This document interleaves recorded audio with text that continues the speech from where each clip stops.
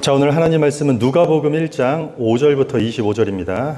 신약 성경 누가복음 1장 5절부터 25절입니다.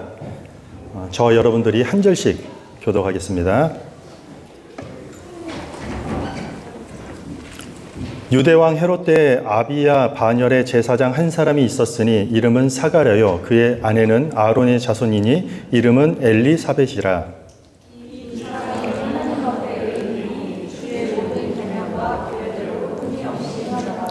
엘리사벳이 잉태를 못함으로 그들에게 자식이 없고 두 사람의 나이가 많더라.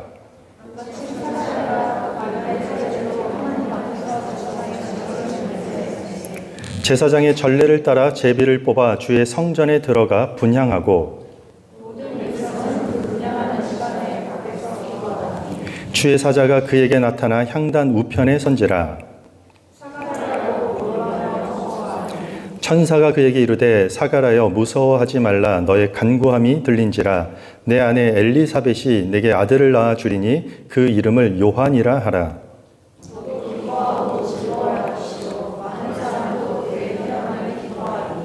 이는 그가 주 앞에 큰 자가 되며 포도주나 독한 술을 마시지 아니하며 모태로부터 성령의 충만함을 받아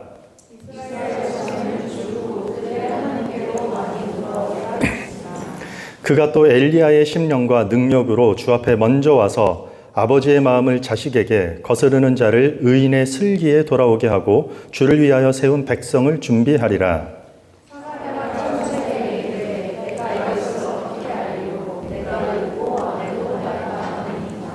천사가 대답하여 이르되 나는 하나님 앞에 서 있는 가브리엘이라. 이 좋은 소식을 전하여 네게 말하라고 보내심을 받았노라.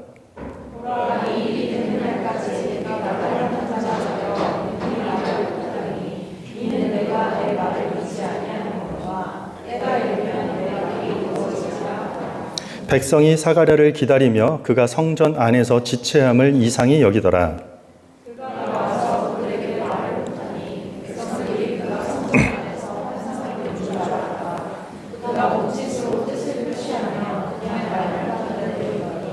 그 직무의 날이 다 되매 집으로 돌아가니라.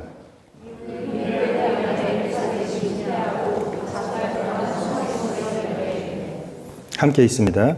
주께서 나를 돌보시는 날에 사람들 앞에서 내 부끄러움을 없게 하시려고 이렇게 행하심이라 하더라. 아멘. 자, 오늘 말씀 제목은 유앙겔리온 첫 번째 시간입니다. 이건 영어도 아니고 한국말도 아니고 뭘까요? 하나님의 준비하심이라는 주제로 하나님 말씀을 함께 나누도록 하겠습니다. 기독교 신앙생활을 하다 보면은 기독교 신앙 용어가 있어요. 근데 아마 우리 신앙생활할 때 쓰는 용어 중에 가장 중요한 용어라고 할 수 있는 게 바로 복음입니다. 복음. 말 그대로 복된 소식이라는 뜻이에요. 영어로는 굿뉴스, 가스펠이라고도 하죠. 이것을 성경 헬라어 원어로는 오늘 제목과 같습니다. 유앙겔리온이라고 합니다. 그래서 영어의 그 복음이라는 뜻의 그 에반젤도 이 유앙겔리온에서 유래가 된 단어입니다. 복음의 가장 핵심 메시지가 뭘까요? 복음의 가장 큰 핵심 메시지는 바로 예수 그리스도가 이 땅에 오신 사건입니다. 곧 있으면 이제 성탄절입니다. 12월 하면 우리가 크리스마스로 인해서 마음이 막 들뜨는 시기입니다. 저희는 4주 동안 이 복음, 좋은 소식, 그러니까 원어대로 하면 유앙겔리온이라는 주제를 가지고 특별히 다른 복음서가 아닌 누가복음에 기록된 예수님의 탄생을 초점으로 우리 4주 동안 함께 말씀을 나누도록 하겠습니다. 지난 한 주 아주 기쁜 소식이 있었습니다. 누군가에게는 오늘 제목과 같이 유앙겔리온, 복음, 아주 기쁜 소식이었죠. 카타르 월드컵에서 대한민국이 16강에 진출했습니다. 역전골을 넣는 순간 저도 모르게 아침부터 소리를 얼마나 질렀는지 순간 목이 다 쉴 정도로 보면서 감동적이었고 너무 기쁘고 이 모든 스토리가 한편의 드라마 같은 그런 감동적인 경기였습니다. 16강 경기에 진출에 대한 한 인터넷 기사에 이렇게 적힌 글을 봤습니다. 준비된 자에게 주어진 기적이다. 이렇게 뉴스 기사가 떴습니다. 준비된 자가 기회를 얻는다라는 뜻이죠. 여러분들 준비된 자가 기회를 얻는다라는 말은 단순히 축구나 어떤 스포츠를 넘어서 우리 삶의 여러 상황에 적용이 되고 통용되는 말입니다. 시험을 앞둔 수험생은 공부가 잘 준비되어야 합니다. 취업준비생들, 취준생들은 그 회사에 걸맞는 자격 조건을 잘 준비해야지 좋은 결과를 얻을 수 있는 것입니다. 어떤 목표나 어떤 뜻을 위해서 잘 준비된다라는 말에는 저도 100% 동의를 하고 있고, 그리고 누구도 이 말에 반박할 사람은 없을 것입니다. 그런데 이런 우리가 사회에서 통용되는 당연한 말들이 가끔씩 교회 신앙생활 안으로 들어오게 되면 조금 헷갈리게 되는 경우가 있어요. 준비된 자에게 기회가 되고, 우리는 어떤 기회를 갖기 위해, 어떤 결과를 얻어내기 위해 준비해야 된다는 말은 지극히 맞는 말인데, 이런 가치관이 신앙생활 안으로 들어오게 되면 조금 변형이 돼요. 하나님이라는 단어가 개입되면 조금 다른 내용이 되죠. 하나님은 준비된 사람을 사용하십니다. 이런 이야기 여러분들 많이 들어보셨죠? 많은 설교 제목이기도 하고, 그리고 책 제목이 있을 정도로 우리 어떤 신앙에 어떤 자극되는 주제로 사용됩니다. 그래, 우리가 앞에 하나님 앞에 준비되어야 되지. 많은 신앙의 인물들을 거들먹거리면서 우리는 그들과 같이 하나님 앞에 준비된 자로 서야 한다는 이야기를 우리는 많이 들어봤을 것입니다. 하지만 우리가 이 문장 앞에 다시 한번 좀 생각해 봐야 될 것이 있습니다. 정말로 하나님도 하나님의 일을 함에 있어서, 그러니까 하나님도 하나님의 일을 하는 데 있어서 반드시 준비된 사람을 사용하실까요? 오늘은 이 주제를 좀 다뤄보려고 합니다. 오늘 본문은요, 세례 요한의 출생에 대한 이야기예요. 천사 가브리엘이 세례 요한의 아버지죠. 지금 세례 요한이 태어나기 전입니다. 세례 요한의 아버지 사가랴에게 찾아온 내용이에요. 그에게 나타나서 너에게 내가 아들을 낳게 할 것이다 라고 알려줘요. 그리고 그 아이는 이름이 요한이라고 하라. 이름까지도 지명해 주죠. 그게 우리 흔히 얘기하는 세례 요한이에요.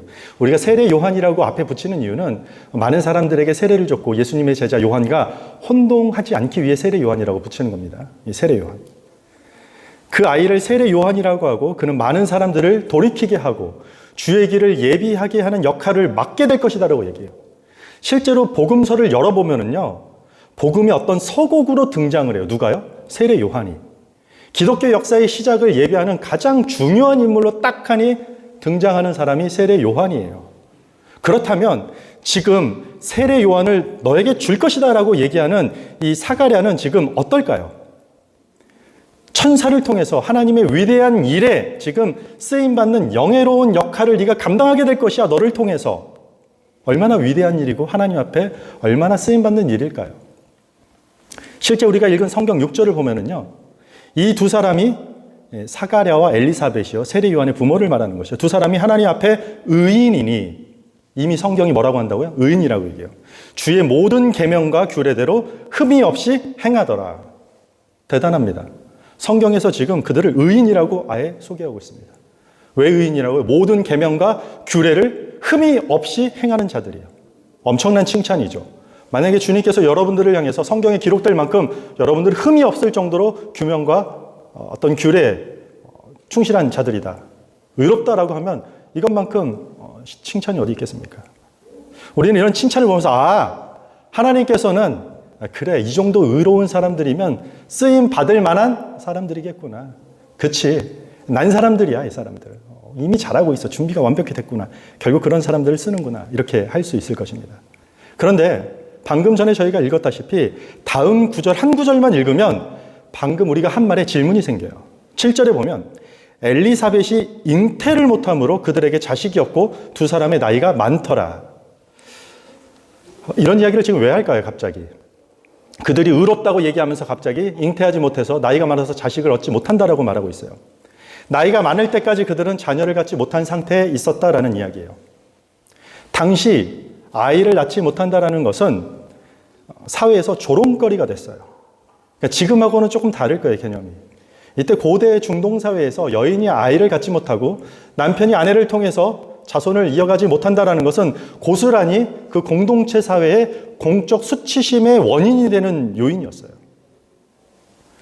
우리가 잘 아는 시편 127편을 보면은요, 자식들은 여호와의 기업이라고 얘기하고 있어요. 태의 열매는 그의 상급이라. 그러니까 성경에도요, 자녀들이 하나님의 복이고 태의 열매는 그의 복된 기업이고 상급이라고 말하고 있는 것이에요. 그러니까 의로운 자들에게 주시는 하나님의 복이다. 누가요? 자녀를 주는 게. 그런데 지금 하나님께서 의인이라고 부르는 이 사가랴와 엘리사벳은 실상은 자녀가 있다 없다? 지금 없다고 말하고 있는 거예요. 그리고 자녀 없음으로 인해서 이따 읽겠지만 25절에 보면 그들은 매우 부끄럽고 공동체 안에서 수치스럽고 이런 고통스러운 삶을 살고 있다라는 전제를 보여주고 있는 것이요. 물론 자녀가 없다고 해서 하나님 앞에 쓰임받지 못하는 건 아니에요. 그렇죠? 그런데 지금 하나님이 하시려는 일이요. 자녀를 통해서 하시려는 일이에요. 그렇죠? 사가랴를 통해서 자녀를 주고 그 자녀가 많은 사람들을 돌아오게 하고 오실 예수 그리스도의 길을 예비하는 사람으로 쓰이겠다라는 일을 하는데 지금 그 자녀에게 하려고 하는데 그 자녀가 없다라는 것이요. 그렇다면 사가랴는 하나님 앞에 쓰임받을 준비가 됐을까요? 안 됐을까요? 좀 냉정하게 말하면 그런 준비가 안 됐다라는 것이요. 자식을 통해서 하실 일이 있으면 그 대상이 자식이 있거나 아니면 훌륭한 자식을 하나 두었다던가 해야 되는 것이요. 아니면 설령 자식이 없다고 할지라도 자식을 낳을 수 있는 준비는 되어야 되는 것이요. 좀 젊거나 건강하거나. 그런데 자식도 없고 이 자식을 낳을 수 없는 고령의 사가랴와 엘리사벳이 하나님께 쓰임을 받는다라는 이야기예요. 오늘 본문이. 많은 크리스찬들, 그러니까 많은 기독교인들이 오해하는 것들 중에 하나가 하나님께서는 준비된 자를 사용하신다. 하나님께서는 잘 준비된 자를 쓰신다라는 이야기예요. 정말로 하나님의 일을 하기 위해서 최선을 다해서 미리 준비하여서 우리가 말하는 어느 정도의 정해진 기준에 이르면 하나님께서 우리를 잘 사용하실까요? 믿음의 조상이라는 닉네임을 가지고 있는 성경의 인물이 누구죠? 아브라함. 아브라함이 준비된 사람이었을까요? 무조건 좋아하지 마시고 정신을 번쩍 차리고 성경을 한번 읽어보세요. 그를 부르셨을 때 아브라함은 그냥 우상 만드는 집의 그냥 아들이었어요. 심지어는 주님이 가라는 땅에 순종해서 떠났지만 거기서 자기 신분의 위협을 느끼니까 아내를 누이라고 속이고 넘기려고 했던 겁쟁이에 불과했다라는 것이요. 이스라엘 민족을 애굽에서 구출해낸 모세는 어떤가요? 대단한 준비를 했던 사람이었을까요? 아니에요. 그를 불렀을 때는 물론 그가 이집트에서 애굽에서 왕자 교육을 이수한 사람임에도 불구하고 이미 하나님이 그를 부르셨을 때는 40년이라는 세월이 지나서 광야에서 그냥 양치는 그냥 떠돌이 인생에 불과했다라는 것이요. 그래서 하나님께서 부르시니 뭐라고요? 하나님 보낼 만한 사람을 저한테 보내세요. 자기가 스스로 준비 안 됐음을 하나님 앞에 토로하는 장면이 출애굽기 3장에 5차례나 거부하는 장면이 나와요. 성경의 거의 모든 인물들은 준비되지 않은 사람이었다라는 사실을 우리가 놓치면 안 되는 것입니다. 그러니까 준비되지 않은 사람들이 하나님께 쓰임 받았다라는 것이 성경의 관점이라는 것이에요. 뭐 소개하면 끝이 없어요. 거의 전부예요. 여기까지 들으시고 아싸 할렐루야. 목사님 그러면 우리는 별 준비 안 해도 되겠습니다. 괜히 빡세게 살 필요 없네. 어떤 노력 특별히 하지 않아도 어차피 하나님이 다 쓰실 건데 준비 안 된 사람들. 준비 안 된 사람도 그냥 쓰신다는 말씀인가요? 그런 뜻이 아닙니다. 결론부터 말씀드리면 그런 사람들은 절대로 하나님께 앞에 쓰임받을 수 없다는 것입니다. 지금 여기서 말하는 준비가 안 되었다라는 것은요. 아무리 노력하고 아무리 애를 써도 안 되는 그 준비 상태를 말하는 것이에요.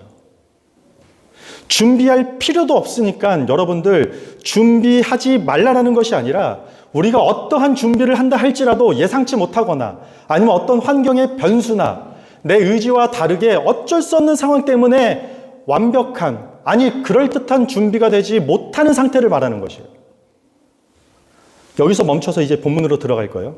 잊지 말고 따라오세요. 6절을 보면 이 두 사람을 아까 뭐라고 그랬죠? 의인이라고 말하고 있어요. 의인. 그런데 의인 앞에 이런 표현이 있어요. 그냥 의인이 아니라 이 두 사람은 의인이다가 아니라 그 사이에 어떤 단어가 들어오면 하나님 앞에 의인이다. 누구 앞에 의인이라고요? 하나님 앞에 의인이라고 말하고 있어요. 로마서 3장 10절에 보면 유명한 성경 구절이 있어요. 기록된 바 의인은 없나니 하나도 없으며 로마서에서는요, 의인이 하나도 없다고 그러는데 여기서 왜 갑자기 이 두 사람을 의인이라고 얘기합니까? 헬라어 원어의 의인은 디카이오스라는 단어인데 두 가지 의미. 하나는 절대적인 기준에서 의인이에요. 그러니까 로마서에서 지금 의인은 없다, 하나도 없다, 모든 사람들이 의인이 될 수 없다라는 말은 절대적으로 선한 사람이 없다라는 뜻이에요. 근데 오늘 본문에서와 같이 어떤 사람을 칭할 때 의인이라고 말하는 것은 상대적 의미예요. 그러니까 이게 무슨 뜻이냐면 죄가 하나도 없는 상태는 아니지만 상당히 경건하게 사는 사람을 뜻하는 것이요. 상대적 의인이에요. 누구 앞에서요? 하나님 앞에서. 하나님 앞에서요. 그러니까 하나님 앞에서 규례와 율법을 행하며 사는 것, 이것을 의인이라고 말하고 있는 것이요. 하나님 앞에서 말씀대로 사는 이 실천이 너무 중요하다고 지금 말하는 거예요. 그게 하나님 앞에 의롭다, 의롭지 않다라고 평가받는 절대적인 기준이 될 수 있다라고 말하는 것이요. 심지어 신명기 6장 25절입니다. 이스라엘 백성들이 지켜야 될 율법서라고 할 수 있죠. 신명기는 6장 25절에 보면 이렇게 말하고 있습니다. 우리가 그 명령대로 이 모든 명령을 우리 하나님 여호와 앞에서 삼가 지키면 그것이 곧 우리의 의로움이니라 할지니라. 아멘. 어떻게 하면 의인이라고요? 하나님이 명하시고 그것을 지켜 행하면 그게 의인이라고 말하고 있는 것이에요. 여기도 동일한 전치사가 앞에 붙어요. 뭐라고요? 우리 하나님 여호와 앞에서. 누구 앞에서요? 하나님 앞에서. 우리는 누구를 향해 그 사람 의롭다라고 판단할 기준이 없어요. 왜냐하면 모든 의롭다라는 기준은 하나님 앞에서 평가되기 때문에 아무리 옆 사람이고 아무리 친구고 아무리 부부여도 그가 의롭다, 의롭지 않다라고 함부로 할 수 없는 것이에요. 성경은 처음부터 이 정죄와 판단을 막아놨어요. 우리가 할 수 없어요. 왜요? 그것은 하나님 앞에서 그가 어떻게 살아가느냐에 대한 이야기이기 때문인 것이에요.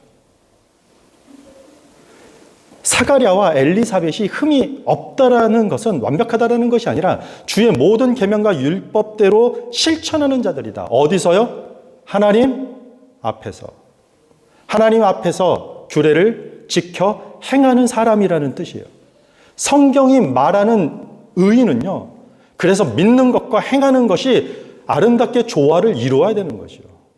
아는 것은 삶으로 연결이 되어야 되는 것이에요. 뒷짐지고 거룩한 고백을 하는 것에서 멈추면 그것은 의로운 모습은 아니에요. 반드시 실천이 따라야 되는 것이요.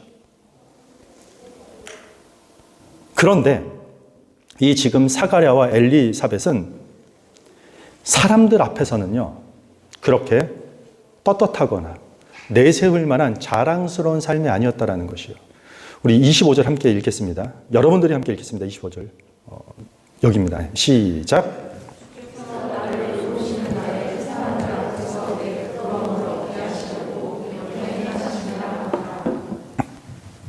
이 두 사람이 부끄러움이 있었대요. 이 앞에 뭐라고요? 누구 앞에서요? 안 보이세요? 사람들 앞에서. 자식이 없다라는 이유로 사람들 앞에서 오랜 세월 동안 부끄러움을 갖고 살아왔다라는 걸 이야기하고 있는 것이에요. 우리가 신앙생활 하다 보면은요, 신앙생활을 좀 장기간 하다 보면은요, 이럴 때가 있어요. 소위 속된 말로 다 때려치고 싶을 때가 있어요. 여러 가지 이유겠죠. 어떤 교회에 대한 부조리, 그리스도인들에 대한 어떤 만행들, 그리고 주변의 환경들, 그리고 나의 연약함들, 이런 것들이 얽히고 설켜서 그냥 다 때려치고 싶은 마음이 들 때가 있다는 것이요.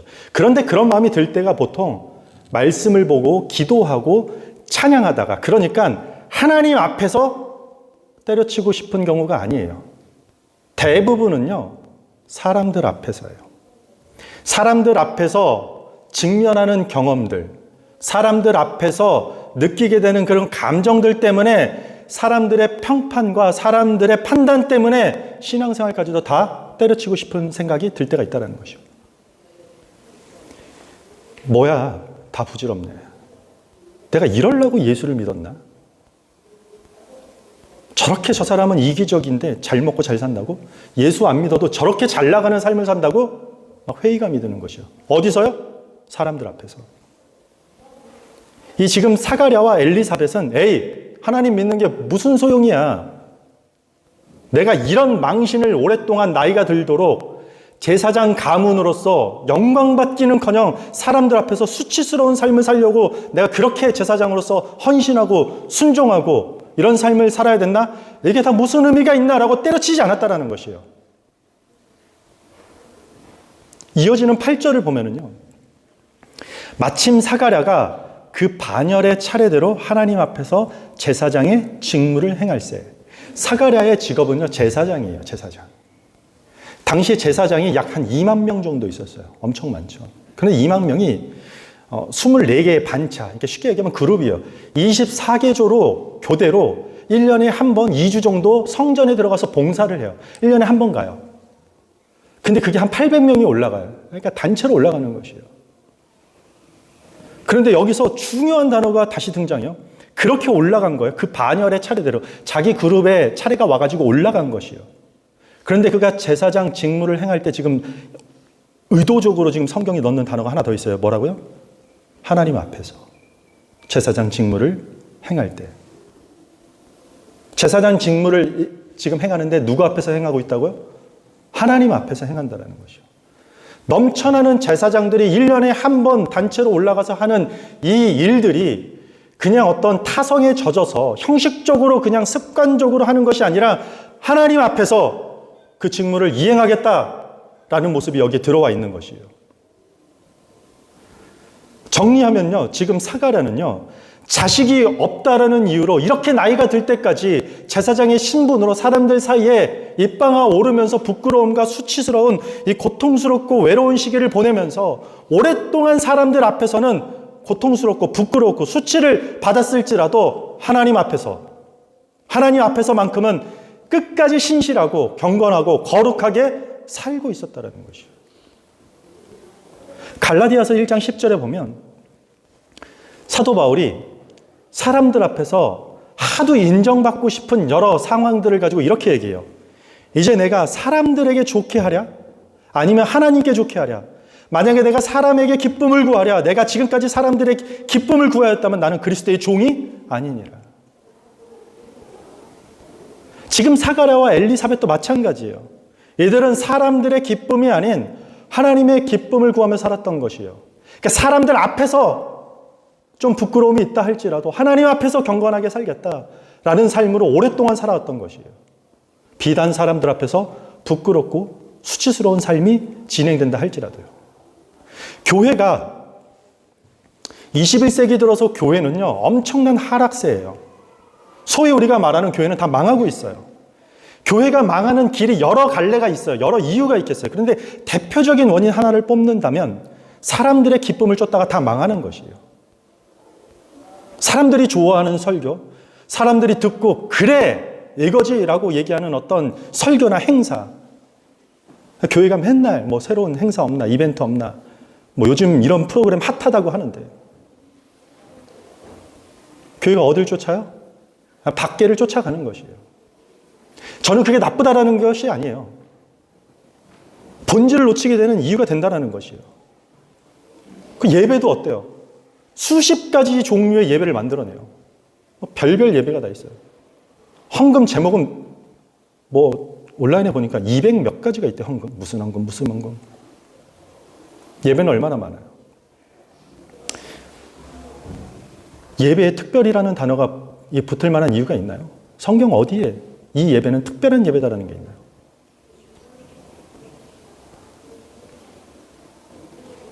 하나님의 기쁨이 무엇인가? 그 일이 무엇인가?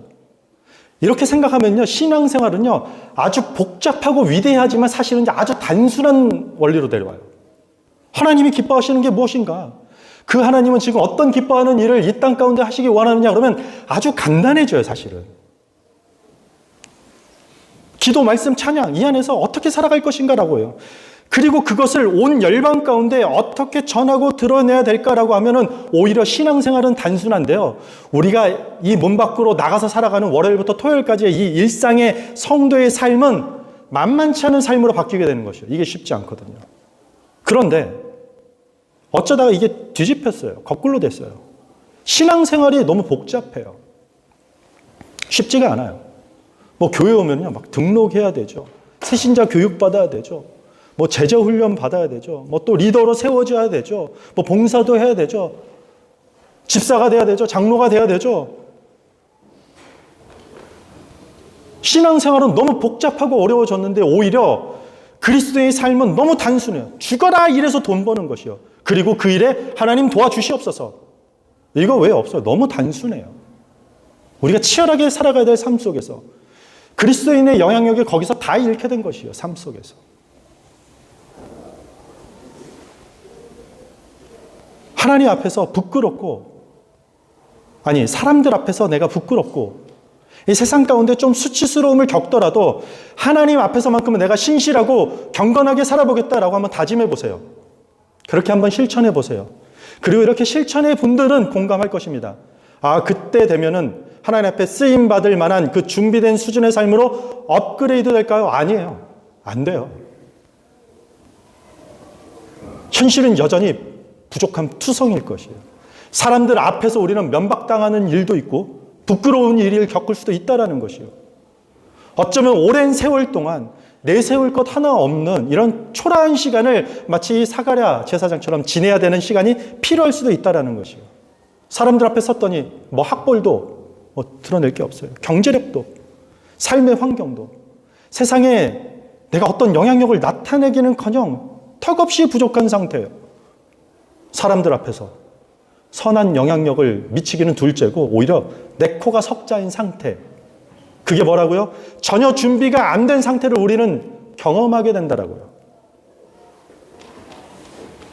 여기서 속으면 안 돼요. 준비 안 됐기 때문에 하나님이 사용 안 하십니다. 준비된 자를 쓰십니다. 더 준비가 필요합니다. 그러니까 기도 생활 더 하세요. 헌금 더 하세요. 작정 기도 하세요. 이러면 준비가 될까요? 기독교는요, 그런 무슨 고행이나 업적을 쌓아서 하나님의 뜻을 이루는 종교가 아니에요. 이 순간이 가장 중요해요, 신앙생활에. 왜냐하면 그때가 우리가 바로 하나님 앞에 바르게 서야 될 때이기 때문이에요. 하나님 앞에서 신실하게, 거룩하게, 정직하게 살겠다. 이 다짐을 이때 하는 것이에요. 예배 왜 옵니까, 우리가? 천국행 티켓 준다고 해서 왔습니까? 그런 거 없어요, 여러분들. 예배를 우리가 한다는 것은요, 때로는 우리가 이 문 밖에서 겪는 수많은 사람들 앞에서 부끄러움을 갖고 산다 할지라도 하나님 앞에서는 제가 신실하게 살겠습니다. 제가 아무도 보지 않지만 보시는 하나님 앞에서는 제가 거룩하게 살겠습니다. 하나님 저 경건하게 살겠습니다. 이 문 밖에 나가서 그렇게 말씀대로 살겠다고 다짐하고 결단하는 시간이 되는 것이에요. 하나님이 어떤 사람의 한 인생 가운데 침투해 오셔서 우리를 붙잡아서 영광스러운 그분의 일에 들어 쓰실 때가 있어요. 그런데 그때는요, 어떻게 하나님 앞에서 경건하게 살아가는 그 평범한 일상의 사람의 삶으로 뚫고 들어오신다는 것이에요. 사가랴는요, 그냥 무명의 제사장이에요. 2만 명 중에 그냥 듣보잡의 존재라는 것이에요. 사람들 앞에서 평판이 좋았나요? 좋지 않았어요. 도대체 무슨 죄를 졌길래 저렇게 자식 복이 없나? 제사장인데, 아내도 제사장 가문이라고 하는데 평생을 부끄러움 속에 살았다고요, 사람들 앞에서. 그런데 제사장 이 사가랴가 성전에 들어가서 분향하는 일을 맡게 돼요. 제사장 한 그룹만 800명이 넘어요. 근데 성경을 보면 제비뽑기를 해요. 800명 중에 한 명이 뽑아서 그 휘장 안으로 들어가서 분향단에 향을 올려요. 그 향을 피우면 향이 올라가면서 기도가 하늘로 들어진다라는 의미를 갖고 있어요. 그 일을 맡는 것이에요. 혼자만 들어가요. 그런데 이 사가랴가 거기에 뽑혔던 것이에요. 이게 우연일까요? 절대 우연이 아니에요. 하나님이 이때부터 시작하신 거예요. 뭐라고요? 적극적으로 이 사가랴의 삶이 평범하고 경건하지만 그 안으로 뚫고 들어오신 것이요. 이게 하나님의 계획이고 하나님의 준비하심이 이 안에 들어있는 것이요. 그리고 그때 주의 사자, 주의 천사가 나타나 이렇게 얘기합니다. 13절과 17절입니다. 천사가 그에게 이르되 사가랴여 무서워하지 말라. 너의 간구함이 들린지라. 네 아내 엘리사벳이 네게 아들을 낳아주리니 그 이름은 요한이라 하라. 너도 기뻐하고 즐거워할 것이요 많은 사람들도 마른 사람도 그의 태어남을 기뻐하리니 이는 그가 주 앞에 큰 자가 되며 포도주나 독한 술을 마시지 아니하며 모태로부터 성령의 충만함을 받아 이스라엘 자손을 주 곧 그들의 하나님께로 많이 돌아오게 하겠습니다. 그가 또 엘리야의 심령과 능력으로 주 앞에 먼저 와서 아버지의 마음을 자식에게 거스르는 자를 의인의 슬기에 돌아오게 하고 주를 위하여 세운 백성을 준비하리라. 아멘. 이 세례 요한에 대해서는요, 다다음 주에 우리가 구체적으로 다룰게요. 여기서 지금 중요한 것은요, 네가 아들을 낳게 될 것인데 그의 이름을 요한이라고 고지하고 있는 것이요. 그리고 그가 백성들을 향해 하나님께 돌아오게 하는 자로 쓰임받을 것이다. 15절에 보면 그가 큰 자가 될 것이다.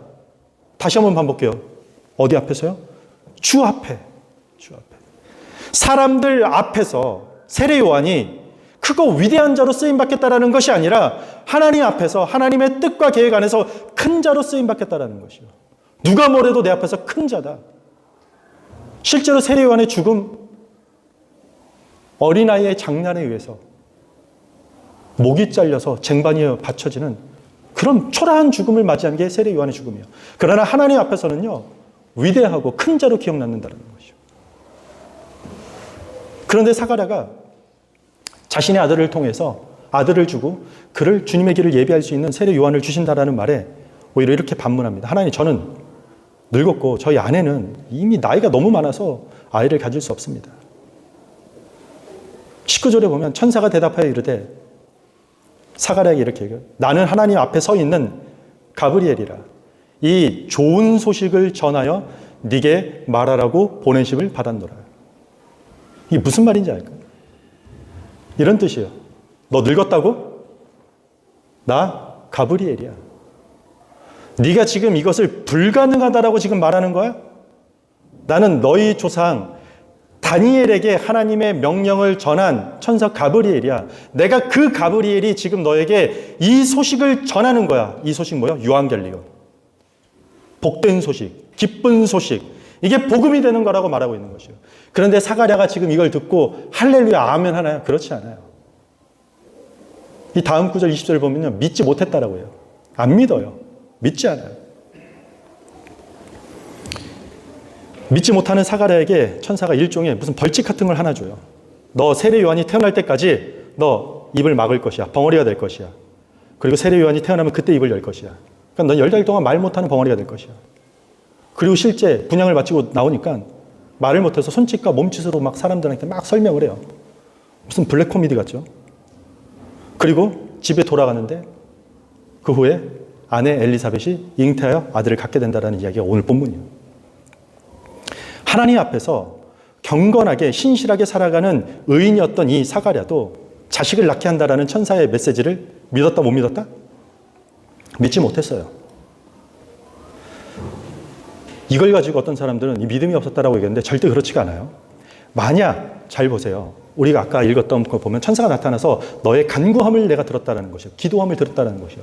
그런데 만약에 그 기도가 하나님 나 늦게라도 자식을 한번 제발 주세요 라는 사람들 앞에서 이 부끄러움을 회복시켜달라는 그 기도였다면 천사의 이런 고지가 할렐루야 아멘 응답이네요. 드디어 들어주셨네요. 이렇게 했겠죠. 근데 그는 지금 이 믿음이 부족해서 못 믿었던 게 아니라 자식 없음으로 인해서 사람들 앞에서 겪는 그 수치와 부끄러움을 해결해달라고 기도했던 적이 한 번도 없다라는 것이요. 그의 모든 기도는 하나님 앞에서 저 경건하게 살길 원합니다.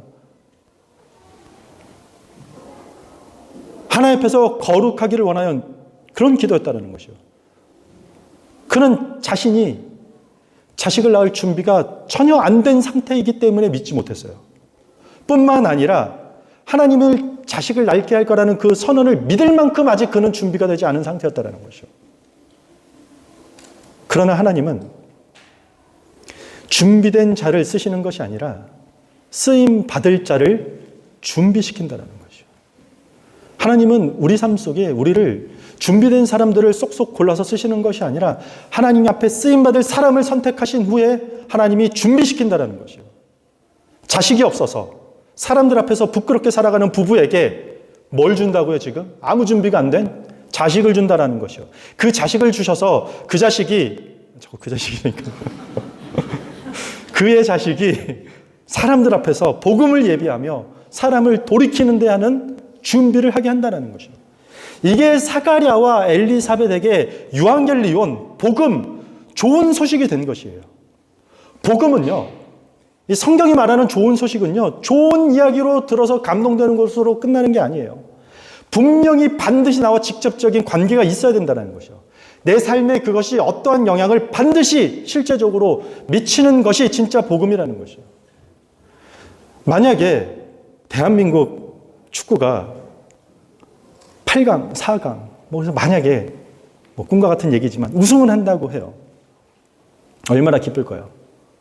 막 난리가 나겠죠. 저는 펑펑 울 겁니다. 16강 때도 울었는데 계속 울 거예요. 그런데 울음을 그친 이후에는 우리의 삶에 그것이 어떠한 연관이 없다라는 것이에요. 복음은 듣고 좋아서 끝나는 게 아니에요. 성경이 말하는 유앙겔리온 그 소식은 준비 안 된 내 인생을 송두리째 붙잡아서 가장 영광스러운 일에 쓰임받도록 하나님이 준비시키는 작업이에요. 그래서 복음이라는 것은, 좋은 소식이라는 것은, 이 유앙겔리온이라는 것은 듣고 막 우리의 감정이 막 뛰고 막 그 소식에 우리가 막 기대하는 수준에 머무르지 않아요. 왜냐하면 우리는 이런 것들을 상상할 수가 없고 우리의 경험과 우리의 계획과 우리가 살아온 시간들에 비해서 너무 말이 안 되는 일로 다가오기 때문이에요. 구약의 말라기서가 끝나고 말라기 선지자 다음에 400년 동안 침묵기가 있어요. 이들은 400년 동안 예배하면서 아무도 하나님이 그들 가운데 나타나지 않았어요. 그런데 갑자기 무명의 그냥 사가랴의 그 자식도 없는 그런 초라한 삶에 하나님이 천사를 보내서 이런 이야기가 상상이 안 가는 것이에요. 왜 복음이 복음인지 아십니까? 우리가 상상할 수 없는 우리의 한계 바깥의 이야기가 우리 삶 속으로 들어오기 때문이에요. 왜 우리가 감동이 없을까요? 우리 그게 뭔지 몰라요. 마치 자녀에게 부모가 엄청난 사랑을 쏟아도 아이들이 잘 몰라요, 그때는. 그게 뭔지 몰라요. 하물며 하나님이.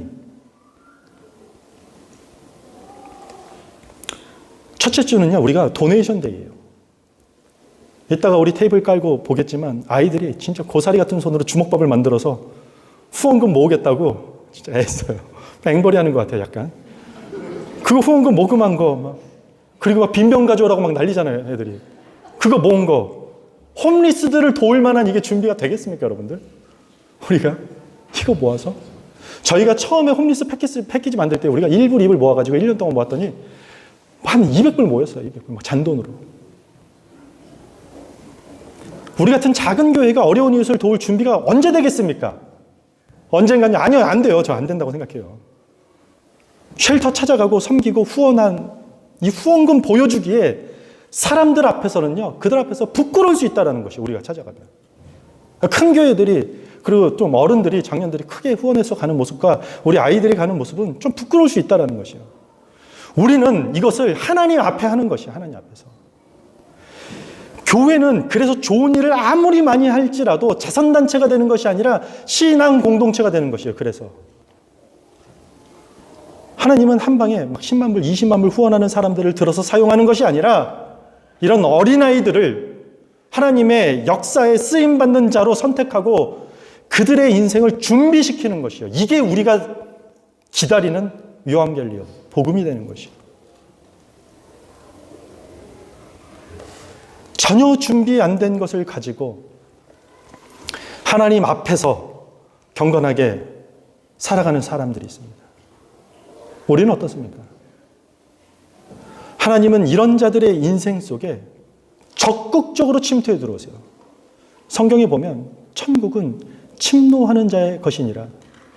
이 문법이 재밌어요. 헬라어만 가지고 있는 독특한 문법인데 이 침노하다라는 주체가요, 능동태, 수동태가 다 돼요. 이게 무슨 뜻이냐면요, 두 가지 의미가 다 된다는 것이에요. 천국은 우리가 적극적으로 하나님 앞에 침노에 들어가는 곳이라는 이야기도 되고, 또 하나는 천국이 우리의 삶 가운데 적극적으로 침투에 들어온다는 것이요.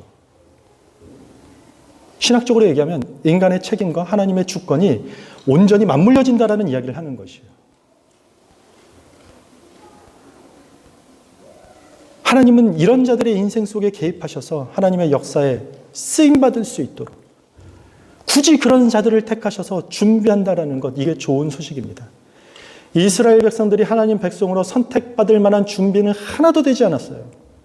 그런데 그들을 선택해서 준비시키는 게 출애굽기 이야기 아닙니까? 우리는 사람들 앞에서 어떻게 살고 있습니까? 여러분들은 사람들 앞에서 보여지는 그 평판과 시선에 얼마만큼 끌려다니고 있습니까? 우리는 하나님 앞에서는 도대체 어떻게 살고 계십니까? 의로운 자로 우리가 서서 살고 있습니까? 하나님이 하시는 구원의 일에 우리는 준비가 될 수 없습니다. 우리의 정성이 부족한 것도 아니고 우리의 능력이 부족한 것이 아닙니다. 그런 문제가 아니라 능력의 문제입니다. 능력. 마치 고령의 불임 부부가 아이를 가지려고 노력하고 애를 쓰고 기도할지라도 불가능한 것처럼 우리가 준비될 수 없다는 것이 어떤 일이에요? 하나님이 하시고자 하시는 그 구원의 일에는 우리가 준비될 수 없다는 것입니다. 하지만 하나님께서는 그 일을 아이러니하게도 누구를 통해 하신다고요? 하나님 앞에 경건하게 신실하게 그렇게 행하며 사는 사람들의 그 일상 속에 오늘 아까 읽었지만 마침 어느 날 호련히 하나님께서 그 삶에 하나님의 타이밍에 어느 날 파고 들어올 것입니다. 그리고 그때 우리의 부끄러움을 한 번에 해소시키는 그 부끄러움을 다 사라지게 할 만큼 놀라운 일들을 우리를 통해 준비시킬 것입니다. 우리 모두는 그렇게 부름받은 사람들이에요. 얼마나 존귀합니까? 여러분들 옆에 있는 사람들요, 급하게 나와서 화장이 지워졌거나 옷차림이 그렇더라도요, 하나님 앞에서는요, 다 큰 자가 될 수 있는 것입니다. 다 존귀한 자가 되는 것입니다. 우리의 상상과 한계를 뛰어넘는 그 일을 이루실 하나님의 준비하심이 우리 교회와 여러분들의 삶의 유앙겔리온, 좋은 소식, 복된 소식으로 심겨지는 그런 삶을 살 수 있도록 주님의 이름으로 축원합니다. 우리 다 같이 자리에 서서 찬양하겠습니다.